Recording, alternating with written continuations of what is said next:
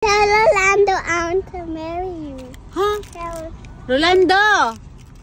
Jassy will tell you something. Rolando, come here. May sabihin daw si Jassy. O, tell na, tell na. Rolando, I want to marry you.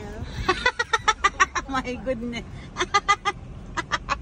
Ano? I want to marry you, Rolando. Ano? You want to marry Rolando? Yeah. So I have... Rolando! Jassy wants to marry you daw. Rolando, look!